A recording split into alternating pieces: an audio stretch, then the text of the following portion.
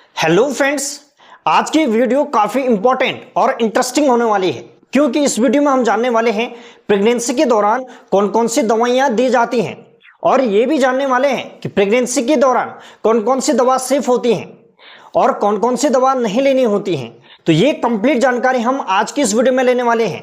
और ये वीडियो जो महिला प्रेगनेंसी कंसीव करना चाहती हैं या जो प्रेग्नेंट हैं उनके लिए तो बना ही गई है, लेकिन जो मेडिकल प्रैक्टिशनर हैं या जो मेडिकल क्षेत्र से संबंध रखते हैं तो वो जानना चाहते हैं, तो इसके ऊपर मैं ये वीडियो बनाया हुआ हूं। और जो ये वीडियो है, ये वीडियो टोटल 4 पार्ट में आएंगी।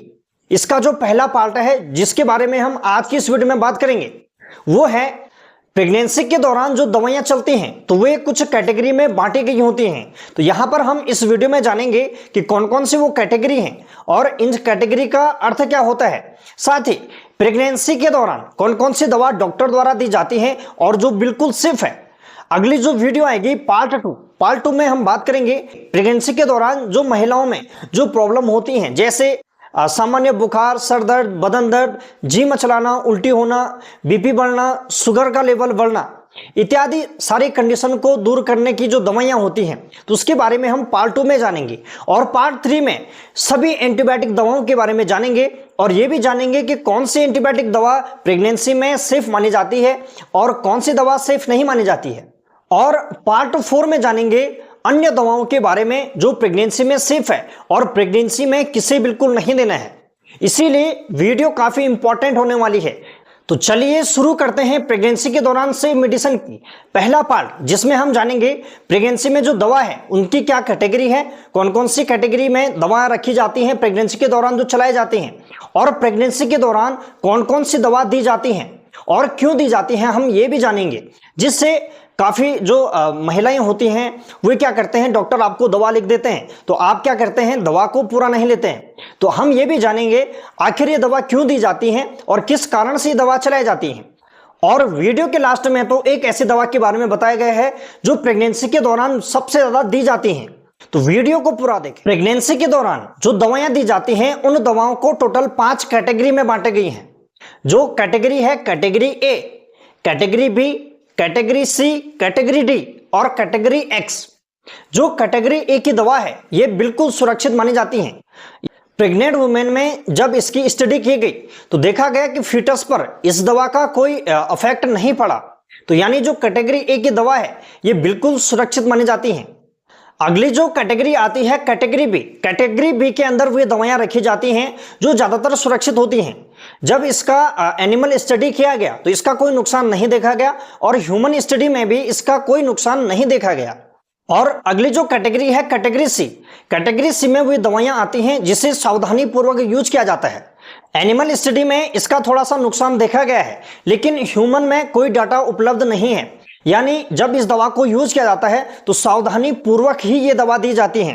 तो कैटेगरी सी की दवा सावधानी पूर्वक ही दी जानी चाहिए, यानी जब आवश्यक हो तभी इस दवा को दिया जाना चाहिए। और अगली जो कैटेगरी है वो है कैटेगरी डी। कैटेगरी डी की दवा बिल्कुल रिस्क पर दिया जाता है, यानी जब आवश्यक हो तभी इस दवा को दिया जाता है। यानी जहां पर मां की जान को बचाना जरूरी हो जाता है तो उस कंडीशन में कैटेगरी डी की दवा दी जाती है। और अगली जो कैटेगरी आती है कैटेगरी एक्स। तो कैटेगरी एक्स की दवाओं को बिल्कुल नहीं दिया जाता है। तो यहां पे हम ये समझे कि प्रेगनेंसी के दौरान कौन कौन सी दवा दी जा सकती हैं। प्रेगनेंसी के दौरान कैटेगरी ए की दवा बिल्कुल सेफ मानी जाती है। कैटेगरी बी की दवा बिल्कुल सेफ मानी जाती है लेकिन कम डोज में, अगर कम डोज में लिया जाए तो ये सेफ होगी। और कैटेगरी सी की दवा इसे जब आवश्यक हो तभी इस दवा को देना चाहिए, नहीं तो बिल्कुल अवॉइड करना चाहिए। और कैटेगरी डी और एक्स की दवा तो बिल्कुल देनी ही नहीं चाहिए। तो यहां पे जो ये कैटेगरी है, कैटेगरी के अनुसार मैं आपको दवा बताने वाला हूं। तो जानते हैं यदि कोई महिला प्रेगनेंसी कंसीव करना चाहती है या प्रेग्नेंट है तो उनमें कौन कौन सी दवा डॉक्टर द्वारा दी जाती है और जो बिल्कुल सेफ होती हैं और क्यों दी जाती हैं इसके बारे में भी जानते हैं। तो सबसे पहले जो दवा चलती है प्रेगनेंसी के दौरान वो चलती है फॉलिक एसिड टैबलेट। ये दवा कैटेगरी ए की दवा होती है, यानी बिल्कुल सुरक्षित दवा है, बिल्कुल सेफ मानी जाती है। और जो फॉलिक एसिड है ये 5 mg की टैबलेट होती हैं। इसे विटामिन B9 भी कहते हैं। तो प्रेगनेंसी यदि कोई महिला कंसीव करना चाहती है तो उसके 2 या 3 महीने पहले से और प्रेगनेंसी होने के 2 या 3 महीने बाद तक ये दवा दी जाती है, यानी फर्स्ट ट्राइमेस्टर तक ये दवा दी जाती है। फर्स्ट ट्राइमेस्टर अर्थात 3 महीने, अगर प्रेगनेंसी हुई है तो प्रेगनेंसी के 3 महीने तक ये दवा दी जाती है, यानी 12 सप्ताह तक ये फॉलिक एसिड की टैबलेट दी जाती है।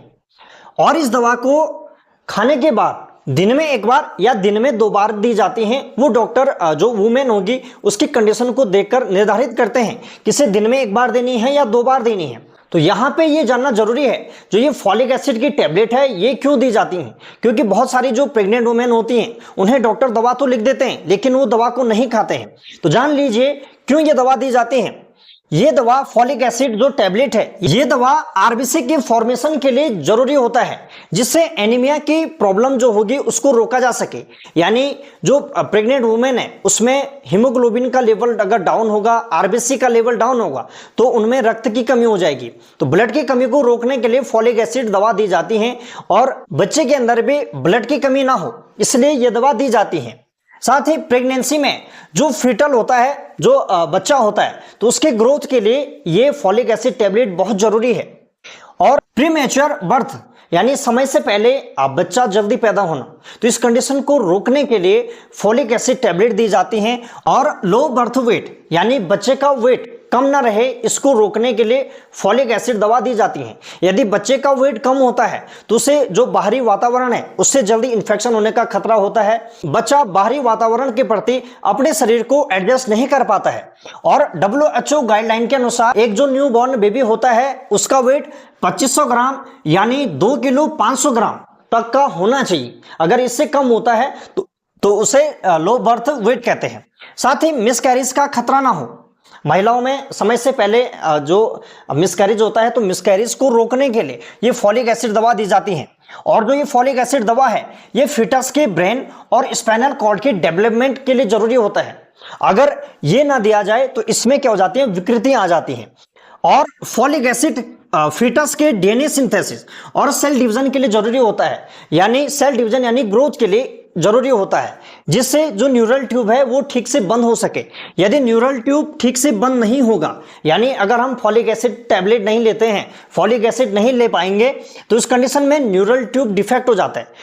तो यदि फॉलिक एसिड की कमी हो जाएगी तो इसमें ये प्रॉब्लम कर देगा, जिसे हम न्यूरल ट्यूब डिफेक्ट कहते हैं। तो इन सभी कंडीशन को रोकने के लिए फॉलिक एसिड टैबलेट दी जाती हैं और लेना जरूरी होता है।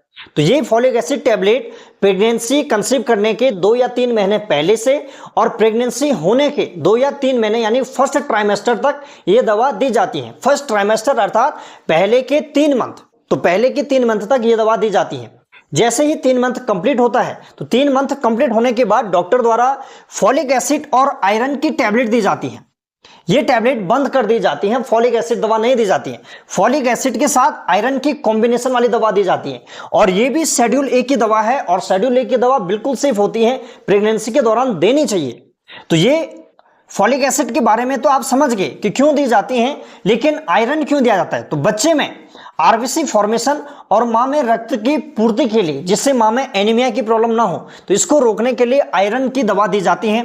साथ ही जब बच्चा 3 से 4 महीने का हो जाता है तो इस कंडीशन में मां में थकान, कमजोरी ये प्रॉब्लम आती है, तो इसको रोकने के लिए भी ये दवा दी जाती है। और प्रीमेच्योर डिलीवरी को रोकने के लिए भी ये दवा दी जाती है और लो बर्थ वेट को रोकने के लिए भी ये दवा दी जाती है। इसीलिए आयरन और फॉलिक एसिड कॉम्बिनेशन की दवा दी जाती है। और इस दवा को खाने के बाद दिन में 1 बार दिया जाता है। और यदि किसी महिला में हीमोग्लोबिन का लेवल 10 से कम है तो उस कंडीशन में दिन में 2 बार भी दी जा सकती है। समझ गए? और इसी के साथ में कैल्शियम प्लस D3 की टैबलेट दी जाती है। ये शेड्यूल ए की दवा है, ये बिल्कुल सेफ होती है। ये दवा क्यों दी जाती है? ये जो भ्रूण होता है, भ्रूण के विकास के लिए और उनके दांतों के विकास के लिए जरूरी होता है। साथ ही जो मां होती है उसमें हाइपोकैलेमिया यानी कैल्शियम का लेवल कम हो जाता है, तो कैल्शियम के लेवल को बढ़ाने के लिए या मेंटेन करने के लिए दवा दी जाती है।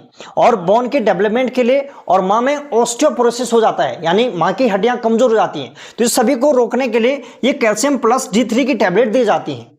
ये दवा भी खाने के बाद दिन में 1 बार या ज्यादा कैल्शियम का लेवल कम हो तो दिन में 2 बार दी जाती है। यहाँ पे जो ये दोनों दवा हैं, ये दोनों दवा दी जाती हैं, लेकिन दोनों दवा को किस प्रकार लेना होता है। आपका अक्सर सवाल होता है कि आयरन और कैल्शियम की दवा कैसे लेनी होती है। आयरन की जो दवा होगी इसे दिन में एक बार, अगर डॉक्टर ने लिखा है कैल्शियम की टैबलेट दिन में एक बार लिखी है, तो आयरन और कैल्शियम की टैबलेट को एक टैबलेट सुबह और एक टैबलेट को शाम को लेना होता है। आयरन की दवा जब लेते हैं तो इससे काफी जो वुमेन है उनको वोमिटिंग होती है, तो खाने के साथ आप इस टैबलेट को भी ले सकते हैं। समझ गए, इन दोनों को साथ नहीं लेना होता है। लेकिन अगर डॉक्टर ने आयरन की टैबलेट सुबह शाम आपको लिखी है और कैल्शियम की टैबलेट भी सुबह शाम लिखी है, तो आप जब इस टैबलेट को लेते हैं तो टैबलेट को लेने पर आपको कम से कम 2 घंटे का अंतराल रखना है। अगर आपने आयरन की टैबलेट ली तो 2 घंटे बाद ही आप कैल्शियम की टैबलेट लें, क्योंकि जो कैल्शियम होता है ये आयरन की एब्जॉर्प्शन को घटा देता है। समझ गए आप। तो इसलिए इन दोनों दवा को कम से कम 2 घंटे के अंतराल के बाद ही लेना चाहिए। साथ ही प्रेगनेंसी के दौरान प्रोटीन पाउडर ये भी महिला को दिया जाता है। जब महिला को 3 महीने पूरे हो जाते हैं तो उसके बाद प्रोटीन पाउडर दिया जाता है। मार्केट में बहुत सारे प्रोटीन पाउडर आते हैं, तो जो आपका डॉक्टर आपको सजेस्ट करता है, अगर जरूरत है तो वह दिया जाता है। इसलिए दिया जाता है जिससे मां की मसल्स और बच्चे में जो मसल्स होती हैं उनका अच्छे से डेवलपमेंट हो सके। समझ गए। तो प्रोटीन पाउडर भी दिया जा सकता है, ये बिल्कुल सही माना जाता है, और प्रेगनेंसी के बाद भी ये दवा चला जाती है। जो ये आयरन और कैल्शियम की दवा है, ये अगर महिला प्रेग्नेंट हो गई है, डिलीवरी हो गई है, तो डिलीवरी के बाद भी 2 या 3 महीने तक ये दवा दी जा सकती है। और प्रोटीन पाउडर भी इसी प्रकार दिया जाता है, डिलीवरी के बाद भी ये दवा दी जा सकती है। तो ये संपूर्ण जानकारी थी प्रेगनेंसी के दौरान कौन कौन सी दवा डॉक्टर द्वारा प्रेग्नेंट वुमेन को दी जाती है।